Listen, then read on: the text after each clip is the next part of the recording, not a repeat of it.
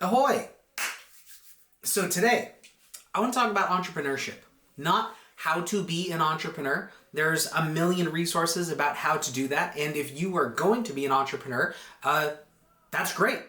The Business of Coaching podcast that Matt and Chris run, the weekly calls that are the weekly webinar series that Andrew Jackson does about TKC and how to develop your coaching business, and a bunch of other resources. You can reach out to me at fantastic, great stuff available out there. What I want to talk about today is whether you should be an entrepreneur or not. In 2022, Hartman et al. Released a paper called Towards an Entrepreneurial Economy. And they looked at how the growing entrepreneurship industry, along with changing social norms around who should be an entrepreneur, how much it should cost, how long you should expect to wait until you see success, and also the social value of being an entrepreneur has increased, we're actually seeing a lower average quality of entrepreneurship, meaning that more starting businesses are failing. The starting businesses that are coming up are taking longer to achieve profitability. And that's the last thing we want for a coach. Because if you are going to professionalize, if you are going to make this the source of your income, if it has to pay the bills, we want it to succeed as a business. If you want to struggle through entrepreneurship for 5, 10, 15 years, that's great, but we don't have to. So let's talk about entrepreneurship. There are certainly values to it. A lot of our coaches, a lot of us at Barbell Logic Online Coaching found value starting out as entrepreneurs because there's so much independence. You have the opportunity to make the call, to make the decision. There's no brand or a value system you're aligned to. So there's a lot of that flexibility, and there's not the regret of someone that you're affiliated with doing something that that grinds your gears and you can't do anything about. And all of the choices that have to be made, all of the constraints for an entrepreneur are imposed on you by the market, not by Bob, your boss. And that can feel so empowering. And also the upside potential is very lucrative. If you're successful, if you figure out the systems and the business processes and how to market your name out there, how to serve so that your products and services become the obvious option for people when they need you, and you can generate that revenue, not only can you be profitable, you can bring in employees under you and help many people succeed in developing a life, coaching, and delivering fitness, which is fantastic. There are also problems with entrepreneurship. So entrepreneurship is massively stressful. People talk about it in podcasts, but there have been numerous studies about how the health of entrepreneurs is actually generally worse than the health of employees for a number of reasons. One of the problems with managing the constraints of a market instead of a boss is that if things are going sideways, there's no one you can appeal to. There's no systems that have been demonstrated to work, like a franchise, for example, like a franchise McDonald's. There's no adjusting. It's you have to solve this problem or else. So there's a lot of insecurity there. And then there's just a personality fit. At the beginning, when you open a business, you are probably going to be everything. So sales, marketing, the one delivering the service, the one coming up with the operational systems, the one dealing with client complaints. So if any 1, 2, or 3 of those are just highly aversive, especially sales, entrepreneurship probably isn't going to be for you. So what are your options if you're not going to start a business? Well, the first, don't professionalize at all. And it's kind of an umbrella term to not professionalize. And I want to caveat that, don't professionalize yet. So none of these forestall the option of becoming a coach later. And in fact, many of these are jumping off points to becoming an entrepreneurial, successful single business later on down the line. Under that umbrella of not professionalizing, treat it like a hobby. Treat it like a service. Treat it like, a offering that you do to your community. We have a podcast where Jesse just had a fantastic story about how he knew, runs YNAB, You Need a Budget, how he knew that he didn't really have the time or the interest and didn't want the liability and the obligations of a professional coaching service, but he wanted to learn how to coach, so he took up the principal's course and he opened his garage to his local community. And now he had 20, 25 people or so who would kind of come in, cycle in, and he would help coach. He would offer his home gym space in his garage, but if he wanted to pack up and go on a vacation, boop, gone, and he can enjoy that without the working stress. There's also, there's that as an option. You just don't. And hobby coaching is an option is when what most coaches have been throughout human history. I remember reading a story about Barney Fry.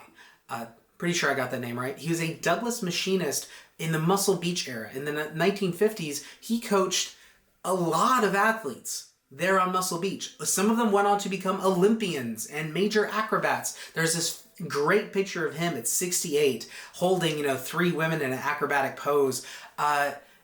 And he never once, charged for that service. He was always a machinist. And yet he probably had more impact than a lot of the, I'm opening up 5 slots for my coaching, indefinite service online coaches that we see out there. So consider starting as a hobby. Also consider volunteering. So we have a Barbell Logic online coach, Anthony, who some of his first work was with the Special Olympics for their powerlifters and their training team. There are all sorts of opportunities where that barrier to entry, there is still a barrier to entry because they need you to deliver a actual value and they want to make sure the safety of the people in your care. So it's going to be a higher barrier to entry than just a hobby, but a lot easier to get in and start doing the work and making an impact with a population that probably needs the help, whether that's Boys and Girls Club or the Scouts or Special Olympics. There are lots of organizations that are looking for volunteer coaches, both from the perspective of managing people as well as coaching movement. So you get some of those really valuable early skills as a volunteer and a framework to deliver your coaching in a way that can be really hard when you're starting out as a hobby. Like, if you're just at your gym, you don't want to go up to random people and hey, I want to coach you. Huh? If you're less of a social person, volunteering into a structure may be the better choice. The third option under that umbrella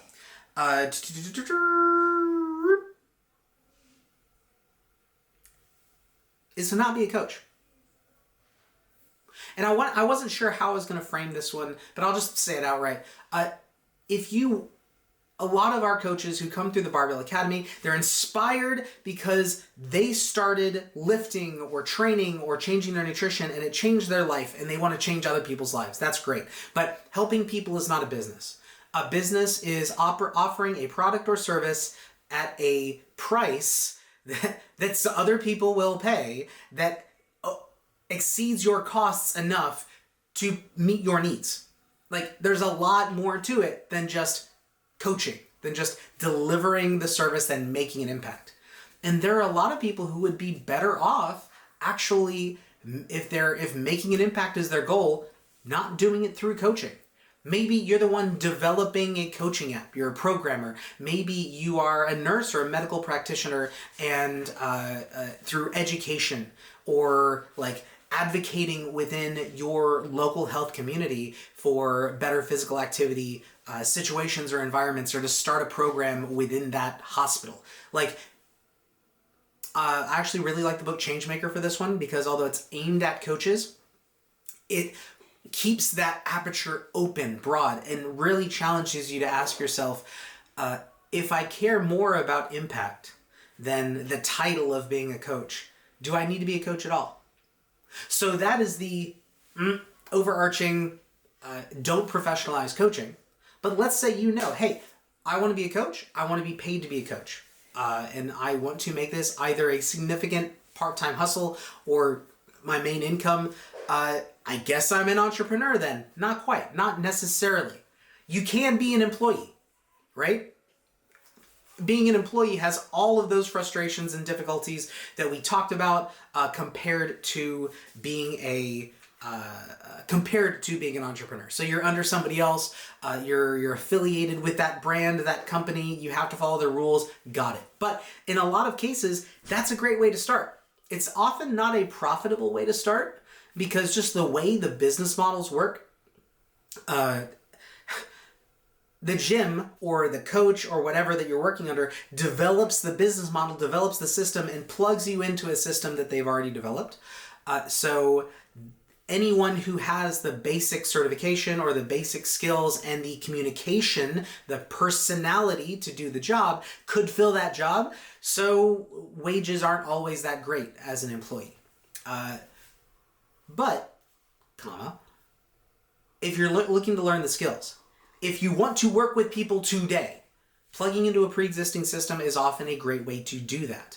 And then you don't have to worry about the overhead of sales and marketing and all that piece, at least not initially, while you get your feet under you. I remember when I first, I was certified as a coach, I was out there, I was really excited. I left the Navy, so I no longer had that immediate community of peers and coworkers that I was coaching, and I wanted to coach people as soon as possible. And the one-offs that I was getting wasn't enough, I felt.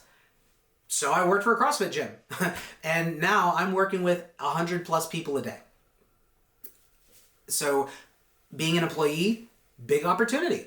And it is often overlooked as a potential plan for new coaches. And there are also other places to be an employee besides, the classic, a CrossFit box, or I'm going to be a personal trainer at a Gold's Gym.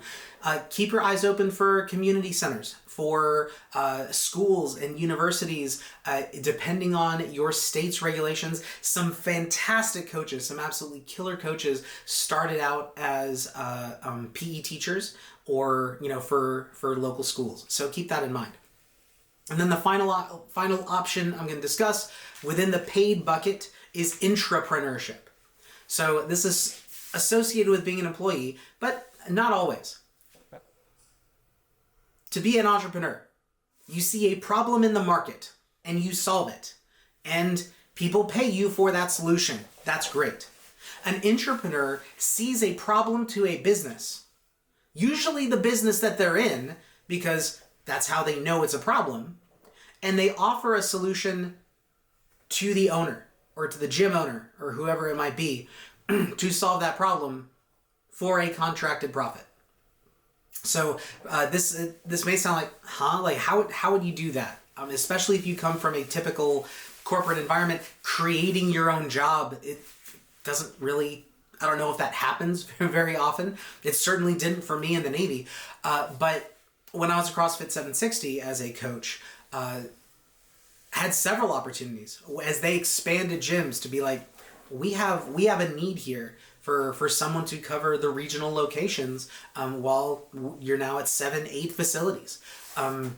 Also across at 760, people would express that they, because the head coach had a great model. It's like he didn't want kipping pull-ups to be a big part of someone's program until they could do 3 strict pull-ups. But some people who are irregular attenders or something like that struggled after a year to do 3 strict pull-ups, and it was frustrating for them. So solving their problem created a pull-up pilot program that they could do in order to get to that point. It was hugely successful to the people who attended, and now it became a sub-program offered to 760 members, and then a pilot that I took for myself in the online space. So Intrapreneurship, solving a problem, essentially making yourself a job or making a program within a company.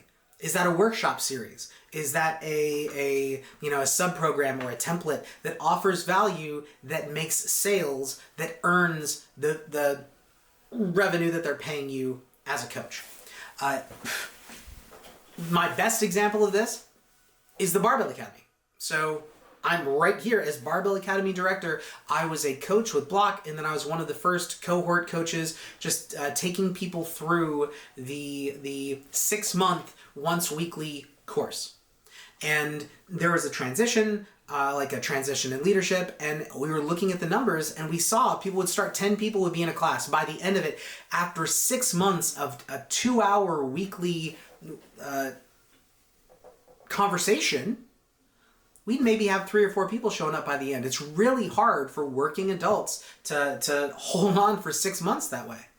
And I brought it up to our team leadership, like, hey, we could turn this into an online learning environment course. We could make it so that people could do it on their own time. They could engage with the community, and this is the amount of work it would take. These are the hours. This is when we'd have to get it done. This is how I think the business model would work. And this is what it would take for me to do that. And Andrew and Matt saw the opportunity. They said yes, and now I'm here. Having developed that course, developed future courses, developed skills through doing that, and I get to do what I love. So, all in all, you do not have to be an entrepreneur. If you want to be an entrepreneur, fantastic. But there are other opportunities you can take to develop the skills or to put yourself in a framework where you can be more successful as a fit to who you are. And what those are, just in quick summary, there's the not professionalized coaching options, keeping it as a hobby, volunteering, or doing something that's not coaching. And then within that professional space, being an employee and being an intrapreneur. Instead of selling to the broader market, identifying a problem, selling it to one person or a small group of people, I can solve this problem for your business. With that being said, thanks so much for listening. I hope this helps. If you have any questions, reach out to me at Barbell Logic Academy Instagram. That's this channel right here. Or my personal Instagram at CJGocher. We will put up the recording on YouTube and then highlights on the Instagram channel. If you have any questions, feel free to reach out, and we will catch you next week. We're going to talk about something that is not sexy at all, time, money, and practice audits. But I will tell you, especially for new coaches or coaches who kind of get stuck in a rut, there is no faster way. I haven't found it yet to save hundreds of dollars, sometimes thousands of dollars a year than a money audit. And we're going to go over how. There is no better way to immediately reclaim 2 or 3 hours of your time every week, time that you can then use to carve out better systems that buy you more time, that buy you more freedom to take on more clients if you so choose, or just buy that time back in your life. And there is no frustration that cannot at least be helped by reviewing your practices. How is it that I am delivering this coaching? Is there a smarter way? Is there a better way? But instead of just telling you, do better, look at your money, your time, your practices, instead, we're going to talk about what those kind of audits look like, how to do that in a systematic way that helps you get the best results from that quickly. So, it's been a pleasure, and I will see you next week.